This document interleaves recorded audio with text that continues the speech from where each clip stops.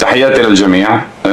بدنا نحكي بصدفة أو شيء غريب رب العالمين لفع بيلفت لنا نظرنا له بهذا الوقت، اللي هو بيتعلق بسورة الأحزاب.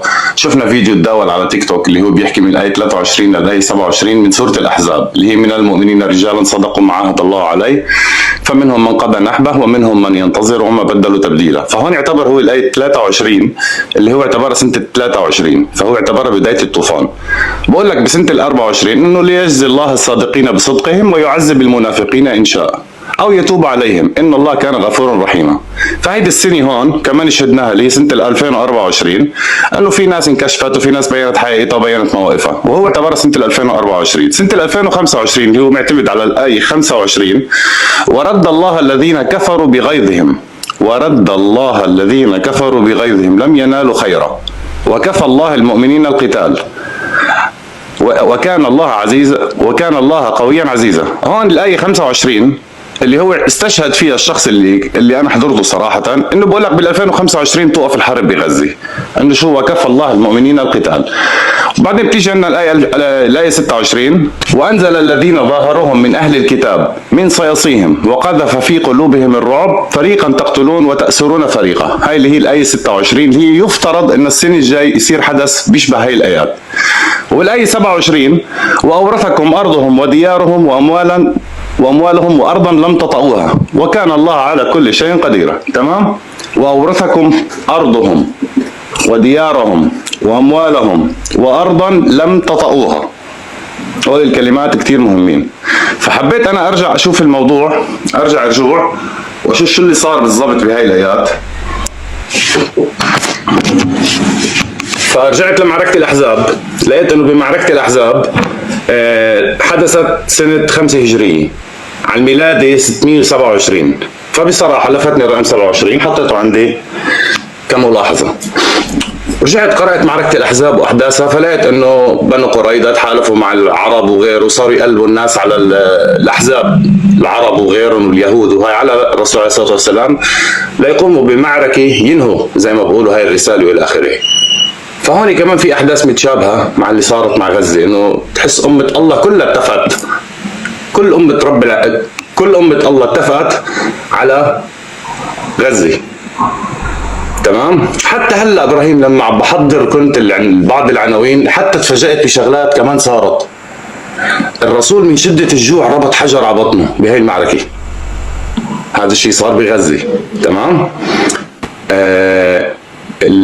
مدة حفر الخندق قعدت 20 يوم. هاي هلا انتبهت لها، أول مرة بشوفها. قعدت 20 يوم حفر الخندق بالمدينة المنورة. هاي سنة طلعت الأزرق من غزة سنة 2005 ونحن اليوم 2025. هاي كمان 20 سنة، فكروا فيها براحتكم. هاي هلا طلعت معي 20 يوم أخذ حفر الخندق بمعركة الأحزاب. 2005 الأزرق انسحب من غزة، نحن اليوم 2025 وعقدتهم هي الأنفاق. صح؟ هاي 20 سنة. تمام؟ اللي اقترح الاقتراح كان سلمان الفارسي.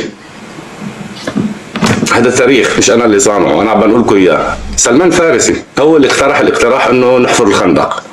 طيب قعدت المعركة بضع و20 يوم، يعني 22 25 27 يوم. كيف انتهت؟ انتهت رياح من رب العالمين أبعت الخيم تاعيتهم وأبعت وشالت كل شيء. فهون الرسول بهاي الليلة بعت حذيفة بن اليمان ليتأكد من أخباره، شو صار معهم هول الناس، شو صار عندهم.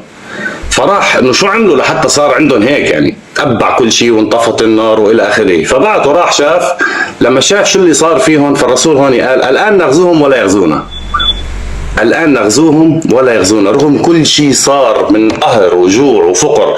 قديش كان عدد الكفار؟ بيقولوا انه من 10,000 ل 24,000. عدد المسلمين 3000. كم واحد راح من المسلمين؟ 5. كم واحد راح من قريش؟ 3. طب كيف كانت الحرب؟ عبارة عن نبال، بالنبال ما قدروا يفوتوا اللي عندهم بالنبال من بعيد، لكن الحصار كان خانق زي ما عم بصير مع غزة اليوم. حصار كان جدا خانق. اجرب اقرا الايات، اشوف التفاصيل اللي حكت عن هاي المواضيع، ارجع شوي لورا بمعركة الاحزاب شو التشابه اللي صاير بيناتنا. ما في شيء بيظهر صدفة نحن بهاي الايام على فكرة. يعني لما شخص من غزة هو اللي يطلع الفيديو اول مرة، بصراحة ما حسيت الموضوع انه خرج انه الواحد يمرق عليه مرور الكرام، فحبيت اروح اتابعه. لغاية ما كانت الصدفة اللي فاتح سورة الأحزاب من آية 23 للآية 27. بعد جهد أنا عم بجرب أختصر، جربت إني أشمل الحدث كله اللي هو من بداية الحدث لنهاية الحدث، لأني جربت أعد الآيات، طلوع نزول، الأرقام، الكذا، ما كان يطلع معي شيء. لغاية ما مرة هيك قاعد بجامع الشهداء برمضان قمت عديت الكلمات، فهون كانت الصدفة.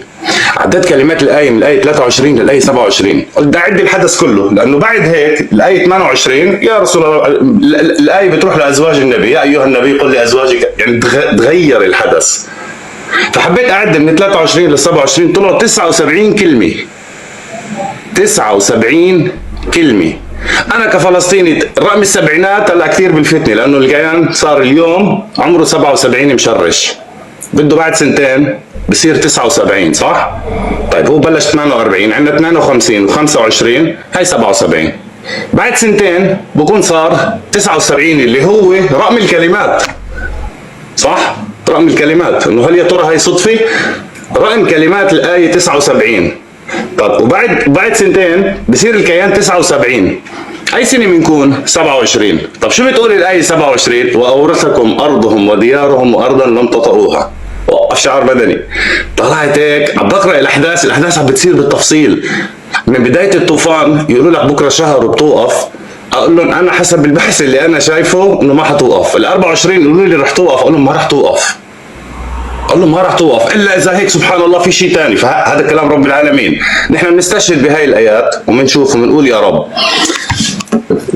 لما جيت عم بطلع على بعض التفاصيل الصغيره اللي هو مثلا انه الرسول جاع بيناتهم، جاع. ركز، انت عم تحكي بخاتم المرسلين، يعني انا عم بقرا اوقات بتنهار يا رجل، في كاس تكفي. عن جد اليوم الوضع بيشبه كثير هاي المعركه، كثير بيشبه هاي المعركه، كثير كثير كثير بيشبه هاي المعركه. سلمان الفارسي كمان اليوم صدمت فيها لهي المعلومه، انا ما كنت مركز مين الصحابي، انا بعرف انه في صحابي اقترح انه نحفر لايف، فصدمت اليوم لما لقيت سلمان فارسي. انتبه فبعض الناس اليوم بيعجبها ما بيعجبها هذا التاريخ، فوتوا بقلب تفاصيل شوي هيك اوقات حلوه. طيب بعتقد هذا هو البحث، فيكم الكل يتحقق منه. بنقول نحن يا رب، ربنا وعدنا بالنصر، وهي الدماء ان شاء الله مش حتروح هيك، والظلم ربنا ما بيرضى فيه. لكن مثل ما قالت الآية زي ما بيقولوا ليجزي الله الصادقين بصدقهم ويعذب المنافقين، آية 24 كمان بسورة الأحزاب. يعني هي مرحلة انت وين بدك تكون، وين حابب تكون بأي مكان، هاي هي الفكرة.